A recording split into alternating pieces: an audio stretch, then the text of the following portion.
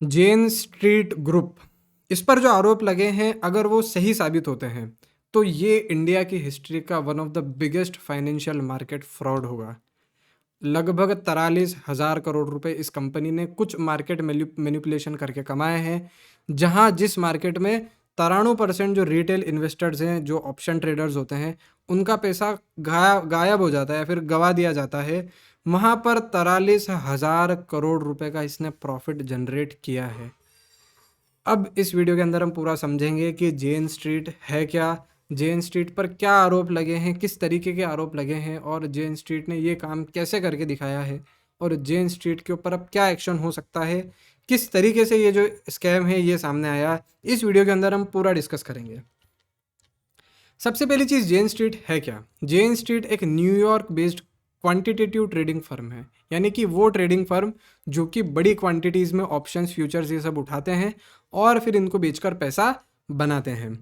इसका काम है हाई फ्रिक्वेंसी एल्गोरिदमिक ट्रेडिंग, इसकी स्पेशलाइजेशन इसी में है। ये इस एल्गोरिदमिक ट्रेडिंग का यूज़ करके लगभग 41 देशों में ट्रेडिंग करते हैं, यानी कि सेकेंड्स में ये एल्गोरिदम ट्रेड्स लेती हैं और ट्रेड से एग्जिट हो जाती है। अब ये जो ट्रेड्स है मेनली इक्विटीज़ में लेते हैं, ईटीएफ, ऑप्शन, क्रिप्टो और दूसरे जो फाइनेंशियल इंस्ट्रूमेंट्स है उसके अंदर लेते हैं। अब जेन स्ट्रीट में इंडिया की बात करें तो लगभग 2020 दिसंबर 2020 में ये कंपनी इंडिया के अंदर आई, वो भी कुछ अफिलिएट्स द्वारा, यानी कि कुछ छोटी ट्रेडिंग फर्म्स के द्वारा, स्पेशली सिंगापुर बेस्ड जैसे कि जेएसआई इन्वेस्टमेंट्स प्राइवेट लिमिटेड और भी 4 इसकी जो कंपनीज है उसके थ्रू ये इंडिया के अंदर आई। और आते ही कुछ ही समय में बैंक निफ्टी और निफ्टी 50 के जो इंडेक्स है, यानी कि जो डेरिवेटिव इंडेक्स है, उनमें एक मेजर ट्रेडर ये कंपनी बन गई। अब सेबी ने इसके ऊपर आरोप क्या लगाए हैं। सेबी ने इसके ऊपर ये आरोप लगाए हैं कि इस फर्म ने एक्सपायरी डे मैनिपुलेशन टेक्निक, यानी कह सकते हैं इंडेक्स स्कल्प्टिंग का यहाँ पर यूज़ किया है। अब मैं इंडेक्स स्कल्प्टिंग होती क्या है और इस कंपनी ने कैसे क्या करा है मैं आपको एक्सप्लेन करता हूँ। देखिए, सपोज करिए कि एक ऑप्शन है, वो यहाँ पर कुछ इस तरीके से चल रहा है। अब इस ऑप्शन की अगर हम बाइंग करेंगे तो ये यहाँ पर एकदम से स्काई रॉकेट हो जाएगा। तो यहाँ पर एक केस ले लेते हैं कि ये ऑप्शन यहाँ पर सुबह सुबह चल रहा है, जेन स्ट्रीट आई और इसने यहाँ पर 1,000 करोड़ की बाई में यहाँ पर पोजीशन डाली। ठीक है, ये ऑप्शन आर्टिफिशियली स्काई रॉकेट हो गया। अब ये अगर स्काई रॉकेट हो गया तो दूसरे जो बेरिश ऑप्शन होंगे, यानी कि इसके बढ़ने से जो दूसरी चीज़ें कम होती है, वहाँ पर वो कम होना स्टार्ट हो जाएगी। मिड डे में ये क्या करते हैं कि यहाँ पर एक इसकी स्ट्रॉन्ग पोजीशन, सपोज करिए कि 10,000 करोड़ की यहाँ पर ये बना लेते हैं। ठीक है, यहाँ पर 1,000 करोड़ की इनकी पोजीशन है जिससे इस इंडेक्स अप हो रहा है। यहाँ पर 10,000 करोड़ की पोजीशन है जहाँ से ये इंडेक्स, मतलब जहाँ पर ये इंडेक्स डाउन आया, ये इंडेक्स यहाँ पर स्टेशन हो गया। उस पर इतनी बड़ी पोजीशन ये, यानी कि 10 गुना बड़ी पोजीशन ये बना के रख लेते हैं। इसके बाद क्या होता है कि जैसे ही आफ्टरनून होता है, यानी कि लगभग 2 बजे का समय मान लो, उसके बाद ये जो 1,000 करोड़ है इसकी पोजीशन ये रिवर्स कर देते हैं, यानी कि बाइंग है अब उसे सेल में डाल देते हैं। ये ऑप्शन धड़ाम से नीचे आता है। उसके बाद जब ये ऑप्शन नीचे आएगा, ये जो कुछ ऑप्शन है ये ऊपर जाएगा। वहाँ बस यहाँ पर इन्होंने 1,000 करोड़ का भली नुकसान खाया, लेकिन 10,000 करोड़ जो इन्होंने यहाँ पर लगाए थे, ये इस ऑप्शन के ऊपर होने से यहाँ पर ये 10,000 करोड़ के 50,000 करोड़ भी हो गए होंगे, या फिर अब कुछ और भी हो गए होंगे, या फिर 20,000 करोड़ हो गए होंगे। इतने रुपए ये यहाँ पर बना लेते हैं और यहाँ पर ये 20,000 करोड़ निकाल कर ले जाते हैं। यानी कि सपोज करिए कि 1,000 करोड़ रुपए फिर इन्होंने गवा भी दिए तो 9,000 करोड़ का यहाँ पर इनको प्रॉफिट हो गया।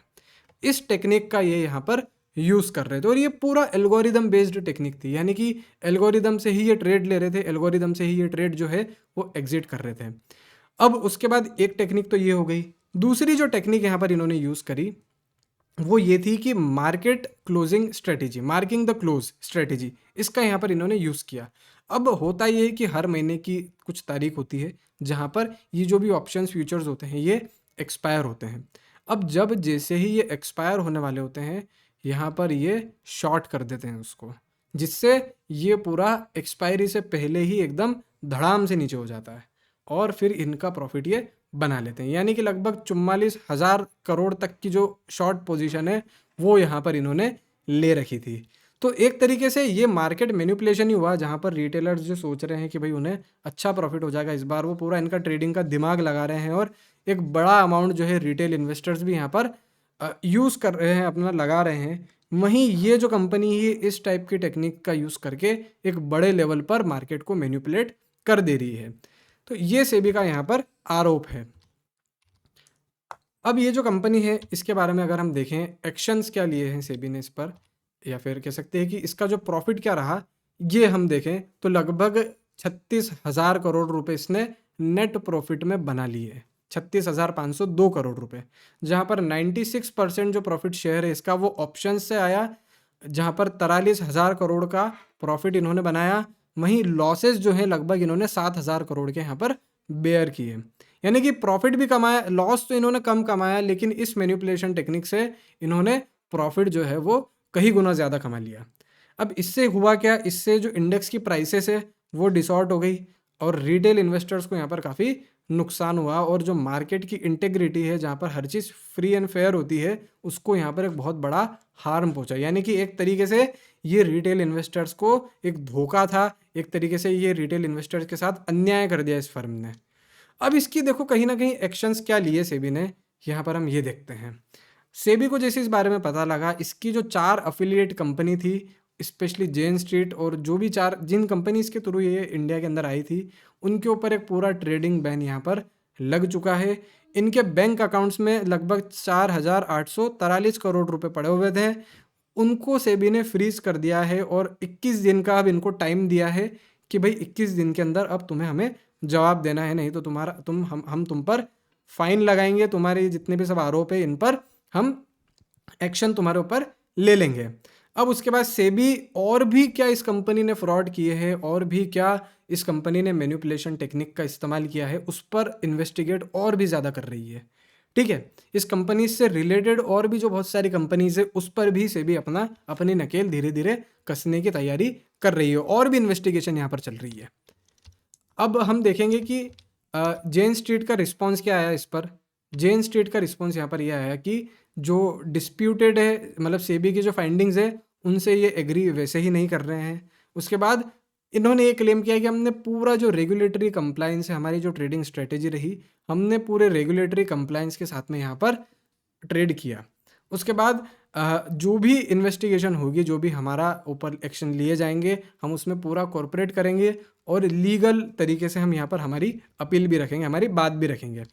अब देखो टाइमलाइन अगर हम पूरी जाने इसकी, तो 2020 में जेन स्ट्रीट आई और जनवरी 2023 से मार्च 2025 तक सेबी ने लगभग इसमें 21 ऐसे मैनिपुलेशन केसेस देखे, जहाँ पर इन्होंने मार्केट पहले अप किया, उसके बाद मार्केट डाउन करके यहाँ पर पैसा इन्होंने कमाया।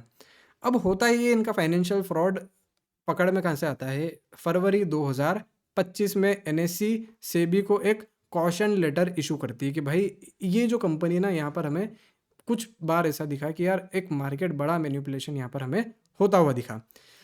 और उसके बाद सेबी अपनी इन्वेस्टिगेशन यहाँ पर चालू कर देती है और 3 जुलाई को सेबी एक 105 पेज का एक इंटरिम ऑर्डर यहाँ पर जारी करती है, एक चार्जशीट जारी करती है और इस कंपनी पर एलिगेशन यहाँ पर लगा दिए जाते हैं। और जैसे ही ये ऑर्डर यहाँ पर जारी होता है, इस कंपनी के असेट्स जो है वो फ्रीज हो जाते हैं। उसके बाद ये कंपनी अपील भी यहाँ पर करती है।